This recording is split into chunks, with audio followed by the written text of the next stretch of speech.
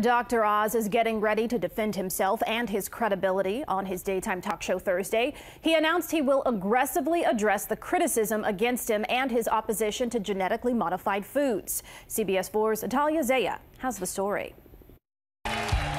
More than 9 million people tune in to the Dr. Oz show every week for health tips and medical advice. And now I've got the #1 miracle in a bottle to burn your fat. But in recent months, the popular host has faced an avalanche of criticism. It's called Yacon syrup, sea buckthorn. Like his endorsements of diet fads. You are being made an example of today.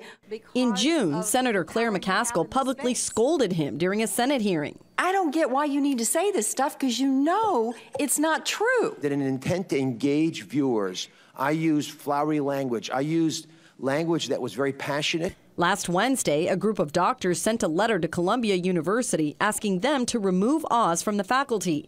It says in part, Dr. Oz has repeatedly shown disdain for science and for evidence-based medicine, as well as baseless and relentless opposition to the genetic engineering of food crops. That letter was written by Dr. Henry Miller, a researcher at the Hoover Institution, a conservative think tank. Dr. Miller has been a vocal advocate of genetically modified foods, a group of GMOs. Genetically modified foods. Have you ever heard of them? GMOs are often a topic of discussion on the show where Oz questions their safety. And despite growing concerns about the safety of GMO foods, the U.S. government has approved the sale of the Arctic apple. Yesterday, Dr. Oz told CBS News, quote, "In a sea of inaccurate, sweeping complaints, we noticed one specific allegation, GMOs. Although they misrepresented our stance, we have supported GMO labeling."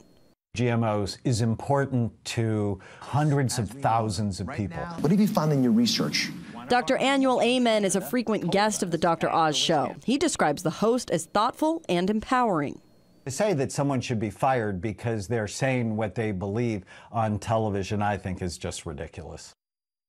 Dr. Oz's position at Columbia appears to be safe for now. The chief university spokesman said Columbia is committed to academic freedom and that the faculty is encouraged to participate in public discussion.